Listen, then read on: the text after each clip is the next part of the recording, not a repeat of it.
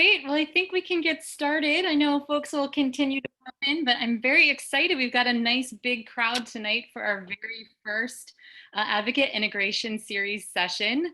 The session tonight is Advocacy and the Pandemic, and I am very, very excited tonight to welcome our wonderful speakers who are all faculty members in the Advocate LLC.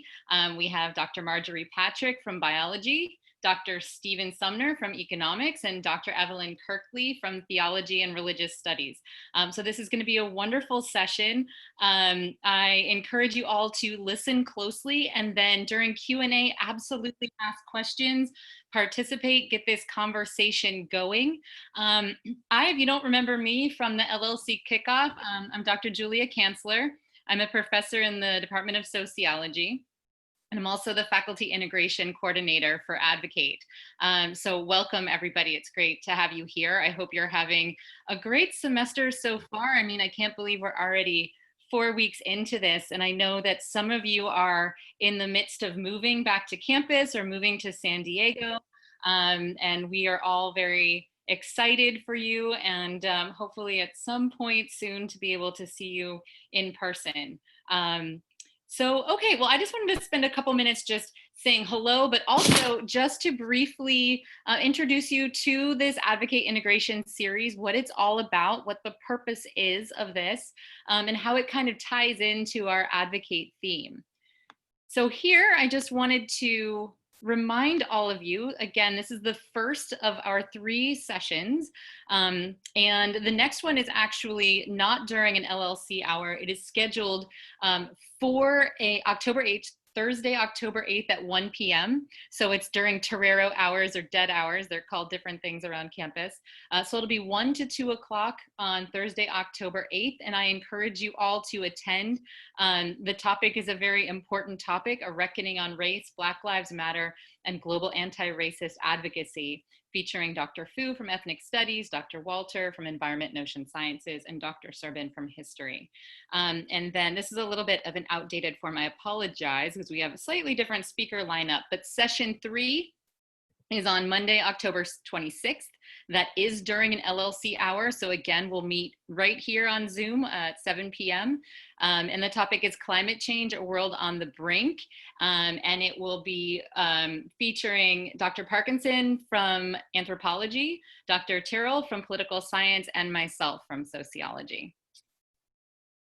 Just to give you a little bit of an introduction to what we're doing here. So as I mentioned to you way back 4 weeks ago when we first met, one of the things that USD does really well, and perhaps very differently than a lot of other colleges that you could have attended, is that we care a lot about something that we call academic integration.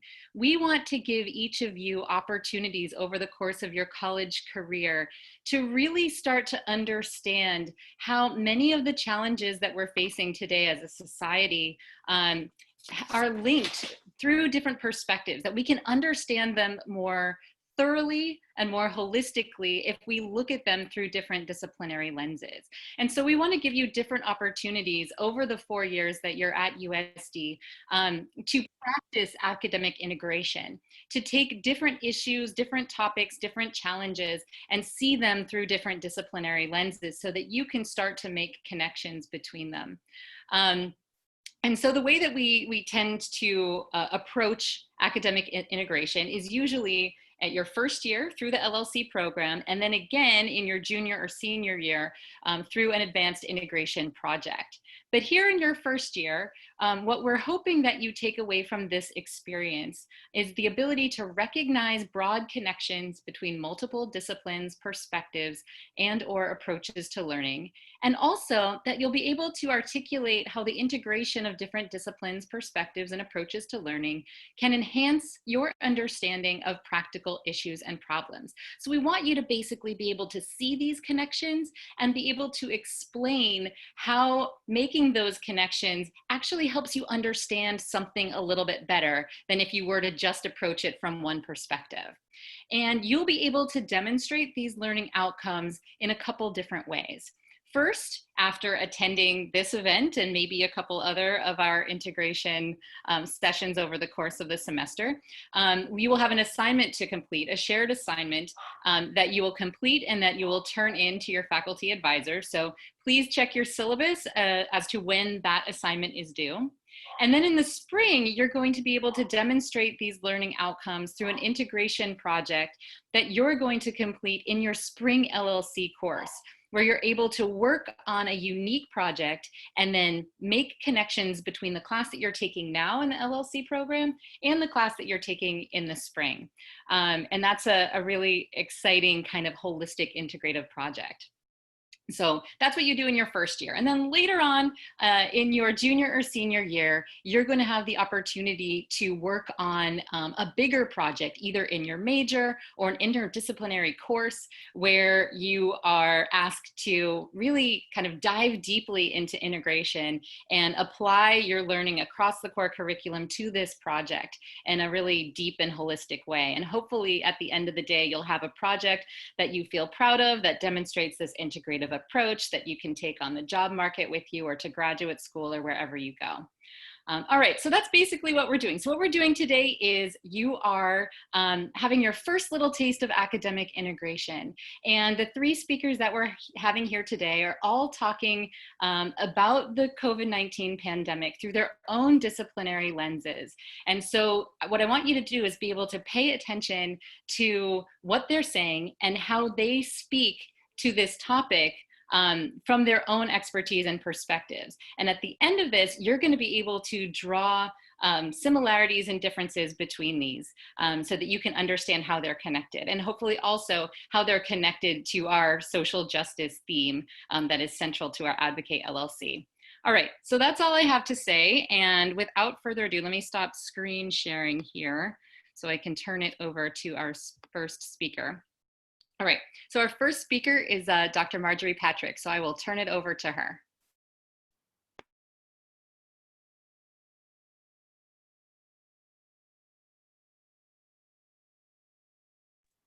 Hi, everyone. I hope everyone is doing well this evening. So I will be talking to you about science and the pandemic, not science of the pandemic. So rather than giving a little song and dance about the biology of COVID-19 and the immunology and the pandemic, what I usually focus on in the Advocate LLC is to encourage the students to understand how science is done and also how science is communicated to the general public. And so you are college students now, you are USD students, and one of the things we do at USD is teach you how to think critically, how to think using analytical skills, thinking quantitatively. And so this is something I feel strongly about, that anyone can do that. Anyone can be a citizen of science. So I'm just going to talk a little bit about some basic biology about the COVID-19 virus, but I'm also going to talk about how do you find out valid scientific information about this pandemic, because there's a lot of stuff out there that is making people confused about what to accept. Okay, so hopefully everyone sees my screen. So the four goals, my four lofty goals for my brief presentation is just to provide some basic facts about the COVID-19 virus and the pandemic, convince you that everyone is a scientist, and you maybe don't even know it yet, but you have employed the scientific method many times in your life. And I'm going to show you probably the first time you actually used it. And then I'm going to just provide some guidance as to how to identify legitimate scientific info in the news and on social media, and encourage you to be a citizen of science. These are lofty goals, but I think I can do it. Okay, so what you can do if I'm asking a question is you can unmute and just yell your answer. It's, um, it's the easiest way. I don't mind interruptions, so just yodel your answer. So what is a pandemic? Does anyone know what the definition is of a pandemic?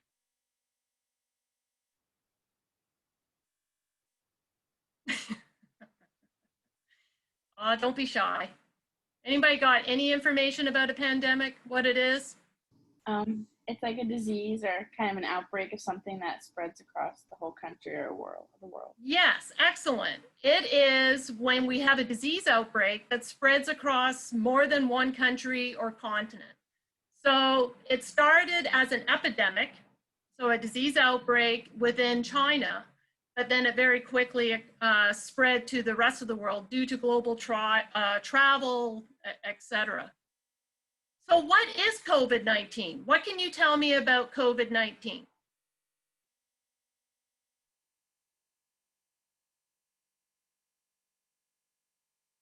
What is it? Don't be shy. It is a virus.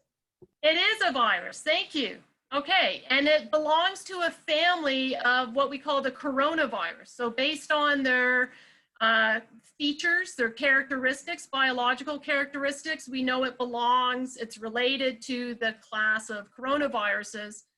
Several years ago, there was a SARS virus that was also a coronavirus.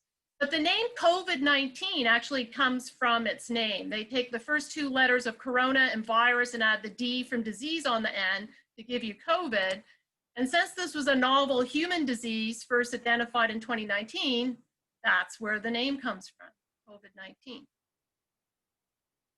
So are viruses living organisms?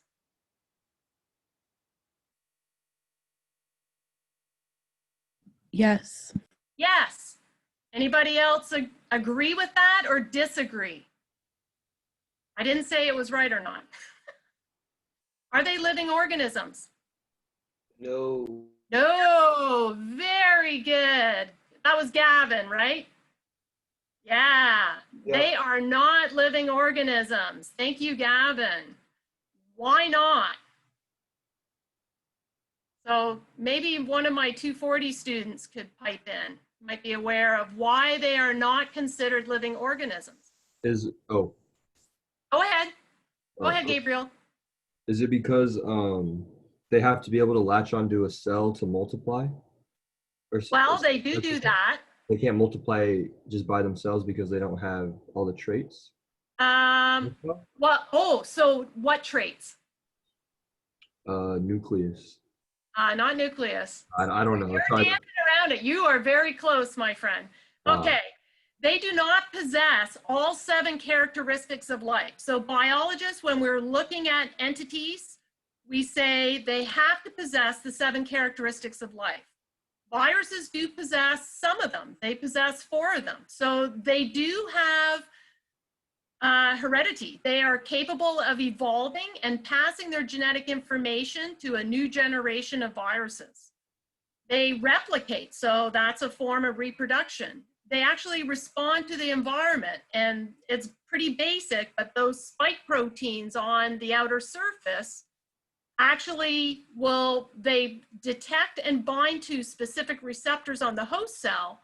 And so once they bind, they know that's the right host cell that they can invade and inject their genetic information to make more viral particles to then be sent on. So, and they do have some complexity and structure, but they don't have the other characteristics that biologists say are required to be deemed living. So they're not living organisms. We call them particles. So it's pretty amazing.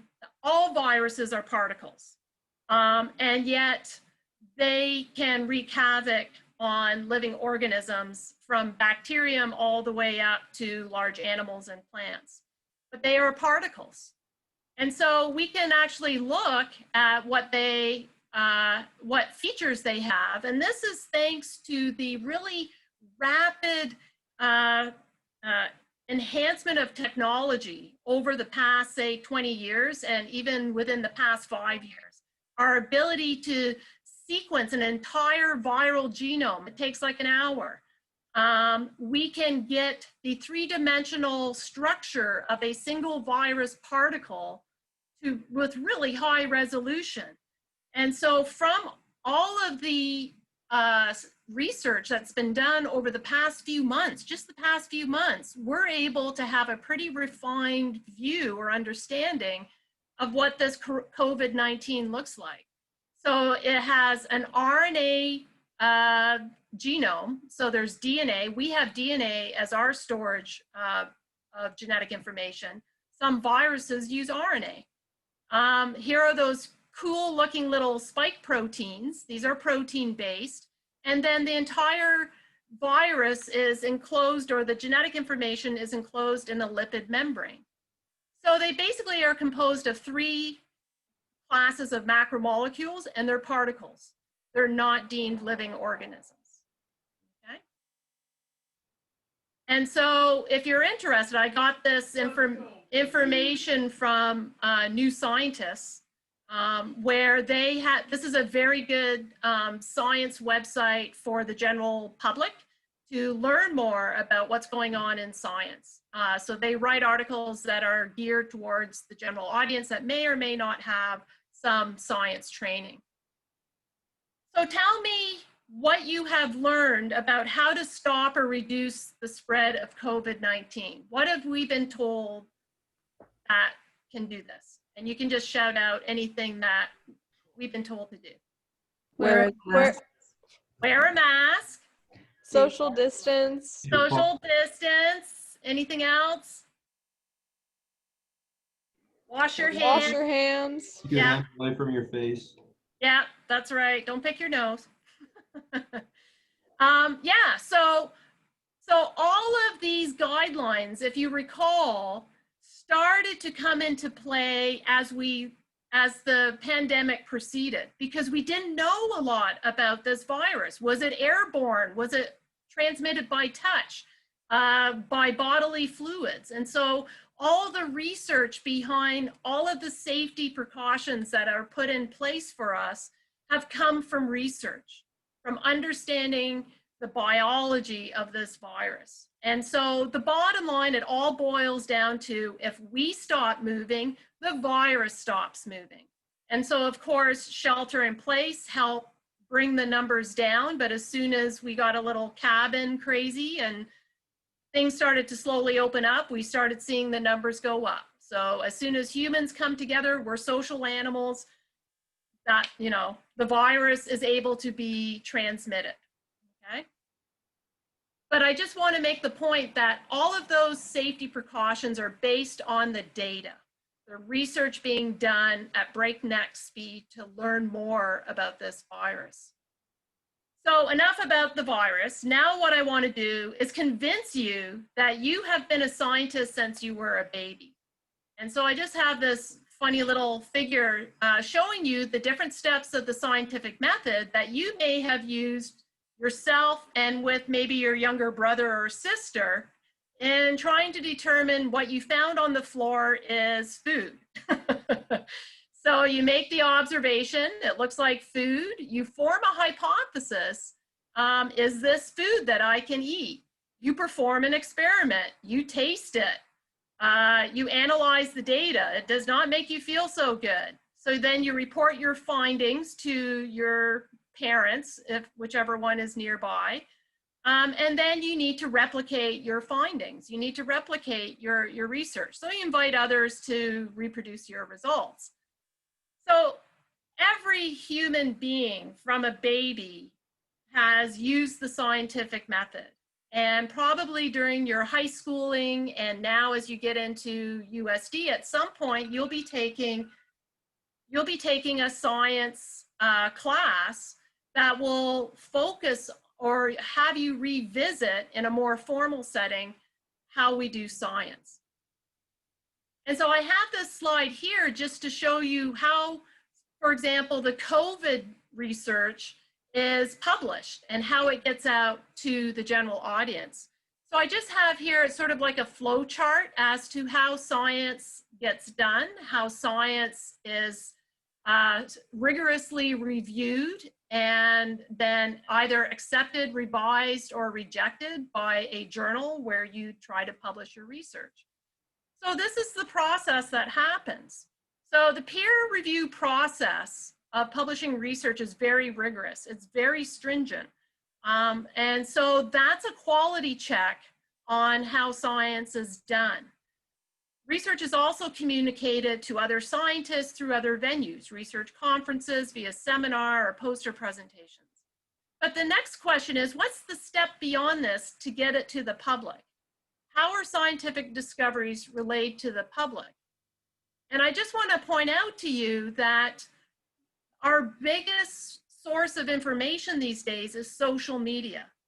And so social media, as we know, there's battles right now to try to fact check and ensure that only the facts are being relayed, that there's no misleading information, especially about the pandemic, because that's deadly.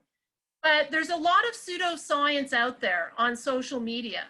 So I found this handy little graphic to just serve as a guide as to how to discern between science and pseudoscience. So you can look at the words, you can look at the evidence, you can look at testimonials. Science research does not rely on testimonials, we rely on the data. We're constrained by the data. Advancement, science advances through continuous research and explanations. So the whole point of doing science is to try to bring certainty to our world. There's a lot of uncertainty in our world, and we're trying to find explanations for it, trying to find certainty. And we use the basic physical principles of the universe and of science to guide us in our questioning. Okay? So there's a big difference between science and pseudoscience. And this is where the problem lies when you're trying to find the facts or valid news about COVID-19, because there's a lot of bunk out there on the internet.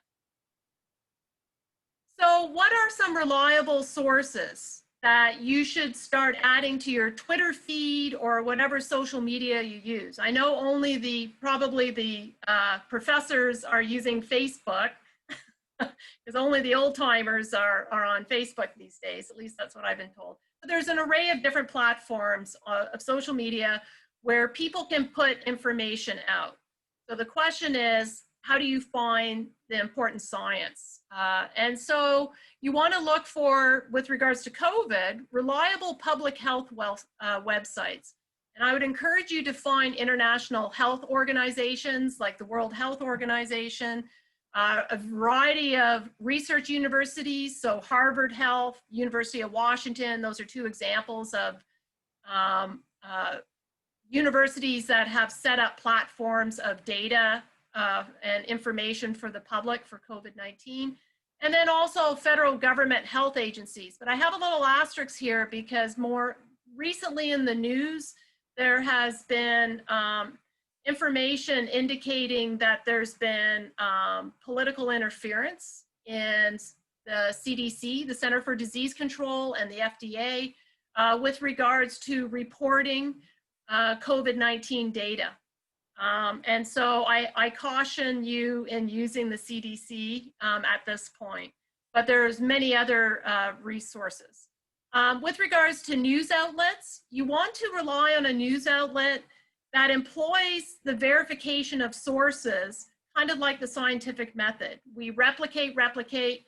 So reporters usually have to verify from 2 or 3 or more sources. They need to have confirmation of what they're about to publish. And so the New York Times has a great science section every Tuesday, fantastic science editors and writers. So I highly recommend on a Tuesday, you check out the New York Times. USD has free New York Times subscription, as far as I know, for faculty and students. And then, as I mentioned before, there's an array of really good scientific websites that distill scientific news into summary articles that are digestible for the general public. So Science Alert, New Scientist, IFL Science are some great ones that you can get on your news feed. And then finally, you can go to the source. So you can go to the big scientific journals that peer review original research that's published in their journals, but they write abbreviated summaries of discoveries that are accessible and digestible for you.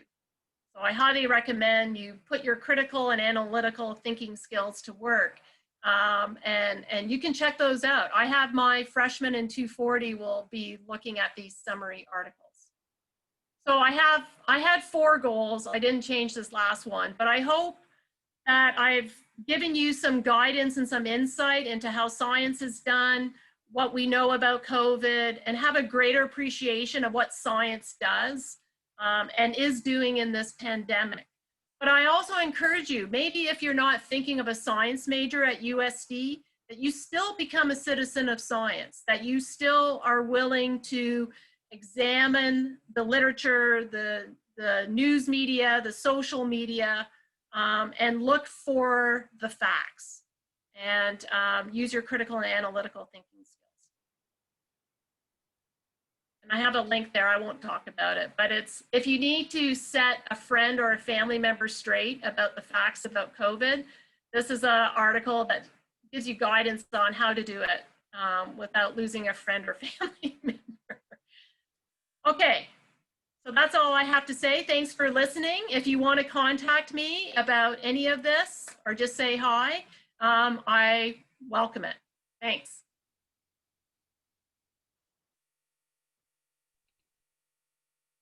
All right, that was excellent. I believe our next speaker is Dr. Steve Sumner, so I'm going to turn it over to him. Okay, so good evening, everyone. So I want to talk to you from an economic perspective of the pandemic. And since maybe some of you haven't studied economics before, I'm going to start by just giving you a definition of what economics is. So economics is the study of the choices or decisions that we make to achieve our goals, given the fact that we have scarce resources, as well as thinking about what the consequences of our choices are. And so sort of key in that definition is the idea that we have alternatives, right? There are choices that we get to make, but we can't have everything that we want. We have scarce resources. And then finally, the idea that if we choose one thing, we're going to have to trade off something else. There's something else that we won't be able to get. And all of this is relevant for a discussion of the pandemic and our way of thinking, at least from an economics perspective, of the pandemic. As an example, so maybe tonight after this session, you're going to go get something to eat. Think about having $10 in your pocket. And you have 2 favorite restaurants. You like In-N-Out and you like Chipotle. With that $10, you can't have both Chipotle and In-N-Out. And so you're going to have to make a choice. And if you choose In-N-Out and get that double burger, that means you can't have the burrito from Chipotle. And so that choice, right, you have to make that choice because you have a scarce resource. So as economists, we think in terms of alternatives. We evaluate the benefits and the costs of our individual and social choices.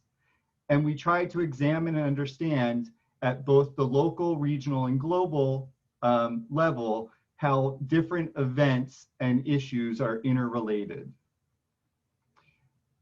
So thinking about the pandemic, so I'm going to give a little bit of background. Maybe Marjorie probably could do this, or Dr. Patrick could probably do this better than me, so she can chime in at any time. But early on in the pandemic, there was a decision made by government officials to, because of the spread of the virus and the information that was available about how the virus was spread, that given what we were seeing around the world, especially like in Italy, where individuals were dying because there just weren't enough medical resources available, that issuing stay-at-home orders to try to slow the spread of the virus would be warranted. And so the idea of, having that stay-at-home order is that people wouldn't be around each other, and therefore the virus would spread more slowly, that the new cases wouldn't overwhelm the medical resources that we had, which were limited. And so we can look at this trade-off from the medical perspective as well as the economics perspective by looking at both the epi and the recession or econ curves. And so in this diagram, if I can animate it without, okay. So in this diagram, we have the epi curve representing sort of the medical side of the pandemic, where on the vertical axis we have, okay, maybe, on the vertical axis we have the new cases of COVID, and then time on the horizontal axis. Okay? Without any type of containment policy, right, cases explode and you have a high death toll. But with some sort of containment measure like stay-at-home orders, wearing face masks, social distancing, you're able to slow the spread of the virus and therefore not overwhelm the medical system and hopefully lower the death toll. Okay. The issue or the trade-off with issuing stay-at-home orders from an economics perspective is many of us have to leave our homes in order to go to work.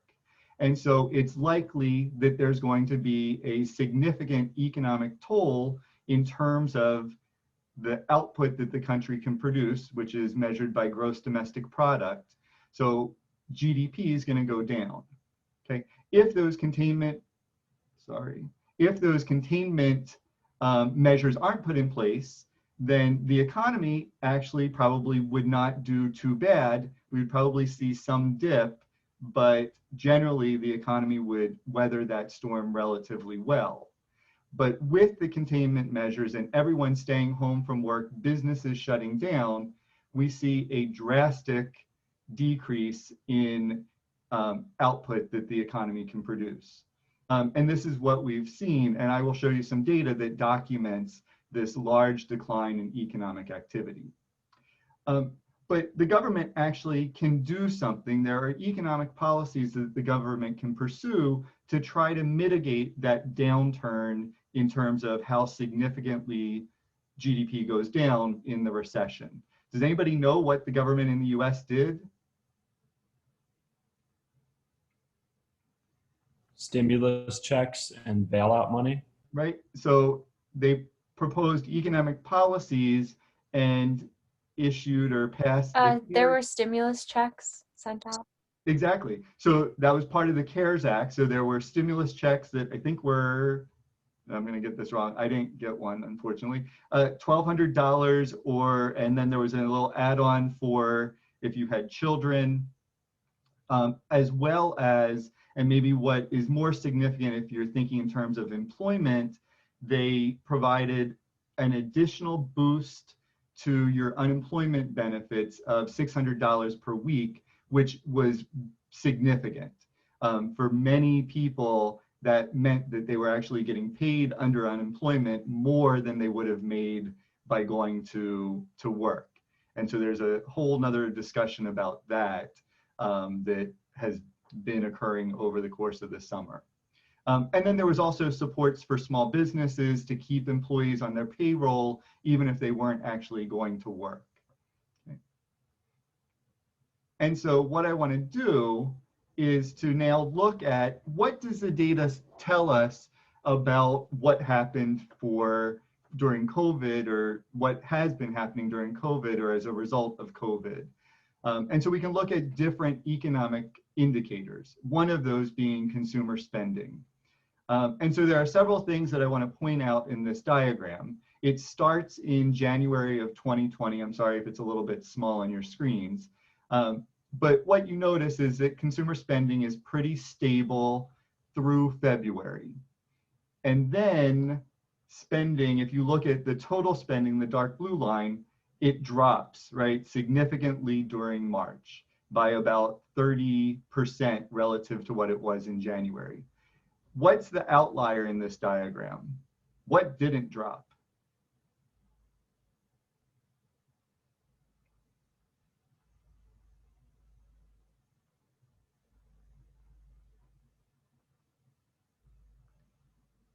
The total spending didn't have that much of a drop off.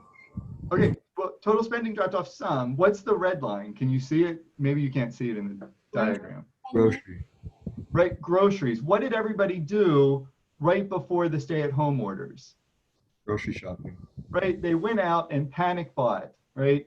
The lines at Costco to buy toilet paper, paper towels, everything. Grocery shopping increased 70% over its level in January. And even through today, right, sales in grocery stores, consumer spending is higher than what it was in January or February, probably because people are cooking more at home as opposed to going out to restaurants. And if you look at sort of the other extreme, right, entertainment and recreation dropped by more than 60% and is still about 60% below its level in January, right? So some industries, entertainment, transportation, restaurants, and hotels have been particularly hard hit in terms of the drop in consumer spending. Okay. It's also useful to look at how spending differs across different income groups. And so the green line shows the lower wage earners versus higher wage earners.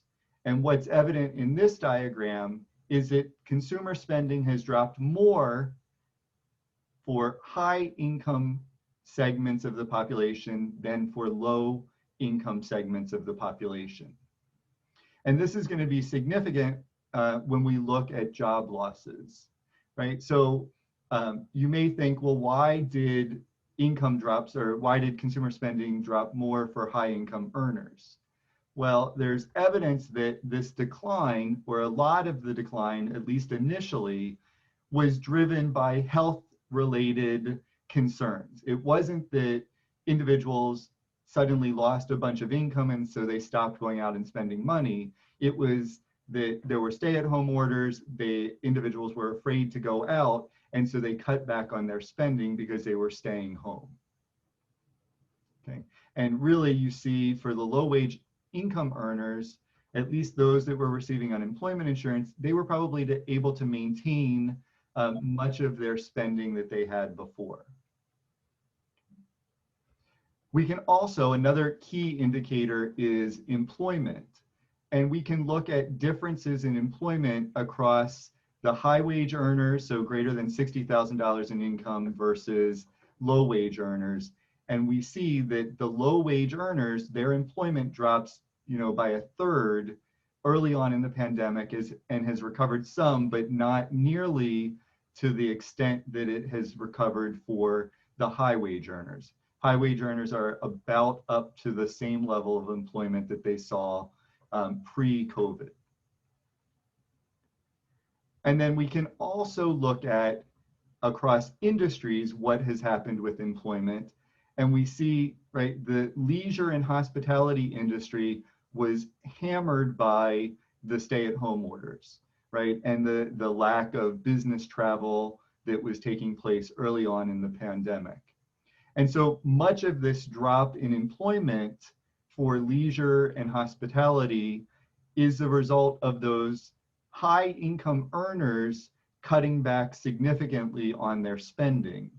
And that has in turn resulted in job losses because it's generally lower wage earners that are working in these industries, leisure, hospitality.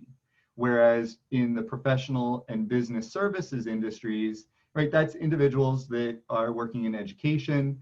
They can work from home potentially, and right, they haven't seen these drastic declines in employment. It's also interesting or useful, I think, to look at racial differences in terms of the economic impact of COVID. And what we see by looking at this data is that the Hispanic and Black communities are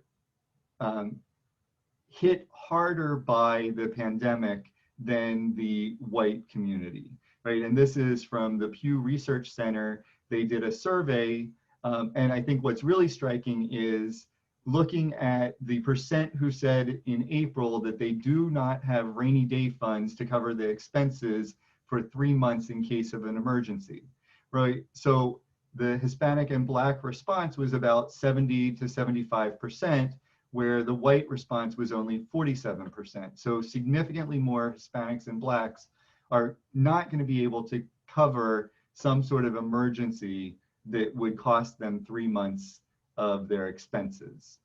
Okay. And right, the same sort of picture is seen in terms of who said that they weren't going to be able to pay their bills in full, right? The white population was much more able to pay their bills than Hispanics and Blacks, and especially Hispanics saw a big jump as a result of COVID. Okay. And then I'm running short on time. Just to mention, another community that's oftentimes talked about is the LGBTQ community. And one thing that makes it difficult to understand what's happening to this community in terms of the economic impact of COVID is that generally there's no data that's collected that would allow us to analyze. Government data generally doesn't ask about gender identity or sexual orientation. And as a result, we can't link the economic data to those demographic characteristics. But what we do know from previous studies is that LGBTQ Americans are more likely than the general population to live in poverty, to lack access to adequate medical care, and to lack paid medical leave. And therefore, it's likely that the COVID pandemic has had a significant impact on this population as well. Okay. So I've tried to provide you with some sort of data that gives you an understanding of the economic impact of the COVID-19 pandemic, thinking about it from an economic perspective. But I want to point out that this is different than what the government should be doing or what society should be doing about the pandemic and whether there should be another stimulus package or not. What ought to be depends on sort of how individuals value the trade-offs that we face as society. And so during our discussion, I'm interested to hear your ideas about how to be advocates given what you've learned about the economic situation faced by the various populations that I've talked about in my discussion. So thank you very much. Great. Thank you, Dr. Sumner. That was fantastic. All right, our last speaker is Dr. Kirkley. I will turn it over to her.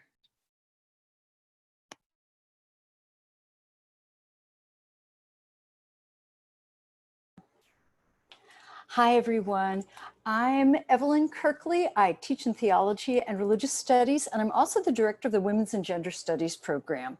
So I'm going to talk about the impact of the pandemic from the perspectives of both of those disciplines. But first, I want to show you my family. That's me sitting there in the chair. This is us at Christmas time. Jill, my wife, is standing behind me. And those are our two dogs. Lola is in the red kerchief and Rocco is in the blue kerchief. So I'm pretty much obsessed with wiener dogs. And you can even see in the picture behind that, yes, we are those dog parents who dress our dogs in outfits. This was like a little reindeer and a little Santa suit. All right, well, we're starting with the pandemic tonight, and what I first want to talk about is the overlap between religion and the pandemic. Then we're going to turn to look at the impact of the pandemic on LGBTQ plus and TNB-GNC communities. The second acronym may be a little bit less familiar to you, and we'll see it again. It stands for the trans, non-binary, gender non-conforming communities. So it's really an expansion of the T in LGBTQ plus.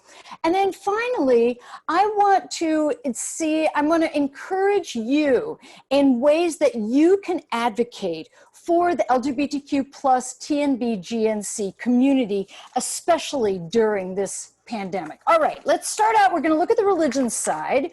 Let's do a poll. All right, so We're going to see if you're awake here. Please, which of the following statements do you agree with most? All right. We're going to test your responses against 85,000 people in the United States. All right, let's get a couple more in here. All right. Coming in fast. All right, about 90% of you have responded. Let's get a couple more seconds to get on in there. 94. All right, just a couple more people. Excellent. All right, let's see the results. It's really interesting that nobody said that God caused the pandemic to punish humanity. That's interesting. A fairly small percentage that God allowed the pandemic to happen. Third, that human beings can't really know how or if. That's at 64%. And then God permitted the pandemic and needs human cooperation or actually God allowed a pandemic to happen to teach humanity a lesson. All right. So let me stop that one. So the pandemic and religion, any time of disaster or suffering causes people to wonder, why is this happening? And particularly people who believe in God to ask, why is God, why is this happening to us and what does God have to do with it? So the area of theology and religious studies that deals with this issue of what is the relationship between God and evil, or what is the relationship between God and suffering, is called theodicy. And there are 4 different reasons that scholars have put forward for why God allows people to suffer, or what the relationship is between God and suffering. The first is punishment. That God is punishing humanity, in this case with a pandemic, for some kind of sin. This doesn't seem totally logical for a God of love who's also benevolent, but it does make sense for a God of justice. The second reason that scholars give for suffering is the idea that God didn't cause it, but allows it to happen. Sort of the idea that, that God needs human beings to come in and stop the pandemic. This option doesn't seem especially logical for a God of love. It seems kind of sadistic, in fact. Why would God just allow people to suffer and die? The third option, which was the one that the most of you all thought, is the idea that, we can't know what the relationship is between God and suffering. This issue is just too big for human brains to understand. Although if you're like me and you want to know why, this also is not a very satisfying answer. So the last one that the majority of scholars in religion and religious leaders say is the idea of purpose, that God doesn't cause suffering, but God doesn't prevent suffering from occurring, and and because humans have free will, that there is a purpose, there is a meaning for suffering. And this is the most hopeful option because the purpose that many scholars and religious leaders come up with is that suffering or the pandemic is an opportunity for human beings to demonstrate love and compassion to each other. And it enables human beings to sort of show an extra degree of courage, to show what they are made of. And Jews, Christians, and Muslims all take that approach. Well, turning from what scholars and religious leaders think to what Americans in general think. And these statistics are based on a poll that was taken of 85,000 Americans in May of 2020. And in this group, an overwhelming majority say that they believe in God at 82%, and over half believe that God will protect them from getting sick from the pandemic. The most interesting thing to me goes back to what we were just talking about with theodicy, the range of answers about why did the pandemic occur. Only 11%, this is compared to 0 for you all, only 11% said that God is punishing humanity with the pandemic. And there were a host of other reasons from, Jews and Muslims caused the pandemic. Thank goodness that was a very small percentage at 3%, to climate change or immigrants or, global trade. But the biggest reason for the pandemic, according to Americans in this poll, was their own government caused it, or other governments, other national governments caused it. And the numbers were pretty close there, that 37% of the respondents in this poll believed that that the US government somehow allowed the pandemic to occur or allowed it to grow to the proportions that it has. And 43% blamed the governments of other nations, saying that they caused the pandemic and somehow spread it to the United States. Another thing that was asked within this poll is, what sort of meaning is God communicating with this idea of a pandemic? And believe that the pandemic either strongly or somewhat that COVID is a message from God, and that the virus is somehow a sign of God telling humanity to change. Again, over 2/3 of the respondents in this poll said that God is telling humanity to change with this pandemic. However, I know you're waiting for, how does God want humanity to change? Well, in this poll at least, there is no consensus whether God wants people to address climate change or attend to systemic racism or care for the marginalized and the poor or stop engaging in smoking, drinking, or donuts. So there is this overall sense that the pandemic is telling people that God is telling people something, and and God telling people to do something, but really no agreement about what it is. I guess the quote that I found the most helpful is from Imam Ricci here at the Muslim Center, the Islamic Center of Southern California, that says that the coronavirus is a solidifying agent of faith. That when you're in difficult times, that's when you actually get to practice your faith. So for what it's worth, I think that the pandemic, we don't really know why it's happening and if it has a relationship to God. Time for another poll. All right. Let me get the poll started here. No, okay, we're going to. This is yes or no. Do you either identify as or know someone who identifies as LGBTQ+? And that includes lesbian, gay, bisexual, transgender, queer, questioning, pansexual, asexual, intersex, aromantic. So the plus covers a lot of different identities. And then, like I said before, do you either identify as or know someone who identifies as transgender, non-binary, and or gender non-conforming? And that means that somebody who does not necessarily identify as cisgender, that is someone who does not identify with the gender that they were assigned at birth. And again, there's a spectrum of many different identities under that TNBGNC umbrella as well. All right, we'll take a couple more seconds. All right, gonna end the poll. And unsurprisingly, an overwhelming number of you either identify as or know someone who identifies as LGBTQ+. It's a little bit more evenly balanced as far as if you identify as or know someone who identifies as trans, non-binary, or gender non-conforming.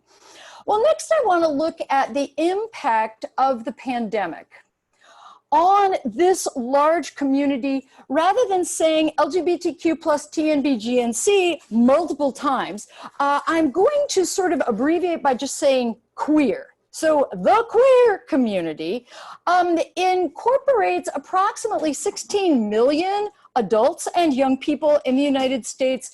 And the first kind of impact Dr. Sumner was talking about just a few minutes ago. We suspect that there is a huge economic impact on the queer community. More than a third of this population works in jobs that are more likely to be impacted by COVID-19, including restaurants, hospitality, food services, retail, hospitals, or other kinds of healthcare, and also K-12 and higher education. This community also has a higher fear of job loss, job insecurity, and job discrimination because the United States currently has 0 laws that protect people from being fired or being discriminated against on the basis of their sexual orientation or their gender identity. So you can be fired at will for no reason at all, and there are no laws that protect you from that. Also, as Dr. Sumner said, that a higher percentage of the queer community is both unemployed and also live in poverty. The second impact is on physical health. The queer community is more likely to have underlying conditions that would make them more susceptible to COVID-19, including the fact that the queer community is almost twice as likely as the non-queer community to smoke, also to have asthma. Both of those are predisposing conditions. This community also has higher rates of cardiovascular disease, obesity, cancer, and HIV and AIDS. Along with that, this community is much less likely to have health insurance than the non-queer community. This is particularly true for the queer community of color, for African American and Latinx queer folks, and it is also particularly clear of the transgender, non-binary, and gender non-conforming community. The third kind of impact is the impact of the pandemic on mental and emotional health. We had the cancellation of many pride events and parades this summer. That has diminished community. The quarantine itself has led to isolation, a loss of social connections, a loss of the opportunity to get together in clubs, in organizations, and other resources. I know particularly for young people, college students have had to move home into what are sometimes hostile living environments. And research has found that only a third of queer young people experience parental acceptance. That means that 67% of LGBTQ plus and TNB-GNC young people, that's between the ages of 13 and 24, regularly hear negative comments from their families, from their parents when they live at home. That parental rejection increases anxiety, it increases depression. This community is already 6 times more likely to be depressed and 8 times more likely to consider suicide as a serious option to despair and anxiety. So these unsupportive environments have really, I think, encouraged queer communities to hide their authentic selves and certainly increased rates of depression, anxiety, and suicidal ideation. I mean, one quote that I saw said, how do you stay home when there is no safe home? So my conclusion is really, I've provided all these fancy statistics, but exactly like Dr. Sumner said, the truth is we don't know how many of the queer community have COVID. We don't know how many have lost their jobs. We don't know how many have experienced mental and physical health challenges because of the pandemic, because federal, state, and other authorities do not track any data related to the pandemic by sexual or gender identity. So what I've given you here is what scholars and other researchers expect, but we don't totally know. All right, how can you be an advocate for this community? First, share your love. Get on social media. Facebook, text, Snapchat, Instagram, tweet, Twitch, and Discord your way to the queer people that you know, or the people that you know who know queer people in your life. Tell them you love them. Tell them you support them and you are with them. You stand behind them and you know this is a tough time. You can also connect queer folks you know with Trevor Space. This is an international online community for people between the ages of 13 to 24 to hang out, get support, and find solidarity. Here, you can support the community in 3 ways at the University of San Diego. You can get involved with our LGBTQ plus and allies commons. The director is Stacy Williams, and they have the easiest email to remember ever, lgbtq@sandiego.edu. We also have an important student organization, the DSGA, the Diverse Sexualities and Genders Alliance. I've included their email addresses, and their president this year is Leah, and their email as well. If you really want to get involved in gender activism on campus, I invite you to get involved with P in Peace. That is USD's movement to ensure that we have all gender bathrooms on campus. This is particularly for the transgender, non-gender binary, and gender non-conforming communities, where up to 2/3 of this community report harassment, brutality, even violence in the bathroom. And so USD P in Peace is a student-led activism group that works to make sure that the university provides sufficient all-gender bathrooms. The leader this year is Paulina Sierra, and her email is right here as well. These are the sources that I used, but now it's time. We may have run out for questions and discussion, but I want to tell you that if you have any questions about this community, about resources at USD, if there is anything on your mind, please contact me. I've got my email address, my phone number here. The fastest way to connect me, oh, and also to connect with cute pictures of Lola and Rocco, is to contact me via text. Queer people are suffering and dying from pandemic, and there is something that you can do about it. Thank you. Thank you very much, Dr. Kirkley. That was fabulous. All right, so I realize we've run over, but I'm hoping that some of you can indulge us with maybe 10 more minutes if possible, because we'd love to be able to hear some of your voices. And I promise I will not keep you past 8:15. I just want to give a little bit of time to those of you who have questions for anyone on the panel or would like to share your thoughts. And I really encourage you to raise that blue hand under participants at this time if you have a question or a thought for any one of our fabulous panelists. Please do not be shy. Alec.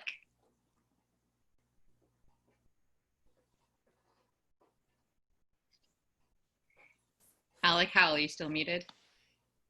Wait, can you guys hear me? Oh, I got you. Just, yeah. Yeah, not me being muted, but do you already have called all gender bathrooms on campus? Or is it like not for that?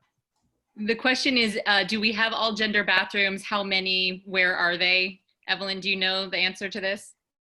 Oh, yes, I do. We currently have 12 all-gender bathrooms on campus. That's the entire multi-acre campus. Some of them are a little bit challenging to find. I am happy to say that the university has pledged that in all new construction, so that includes the Learning Center, the new library renovation, and also the Campus Ministry Center, there are new all-gender bathrooms there. In other places, it's a little bit hard to find. There is one actually at the baseball field, but you have to wind your way past a number of training rooms and coaches' office to be able to find it. So they are not enough. We aim for one all-gender bathroom per building so that people do not have to hold their urine for 6 or 8 hours. That's really unhealthy. Thanks for the question. Thank you. Gabe. I have a question for Dr. Patrick from the first presentation. Yeah, sure. So yeah, I always hear from different people like COVID is just a flu and we should kind of go back to how we're living, or this. And it's, you ask 100 different people, you'll get 100 different ways of how we should deal with this. So as someone who's educated in the field, what is the proper way of approaching this virus? Approaching the virus or approaching those people? I guess, like what are the proper precautions that we should be making, and how safe or how loose can we truly be? Because I have people. I would say you follow what the public health officials are setting out as guidelines, because as I mentioned in my talk, all of the safety precautions of wearing a mask, social distancing, stay at home, etc., it stops the virus from moving, because the virus has to be within close proximity and it's airborne to be transferred from one person to the next. And the one thing I would say, so as I said in my talk, the science backs those suggestions. If humans stop moving, the virus stops moving. It's as simple as that. With regards to comparing it to the flu, look at the death rates. Last year, the influenza season was particularly bad up until the spring. It was considered a bad year. But when you look at that compared to today, 195,000 people have died within the past few months in this country.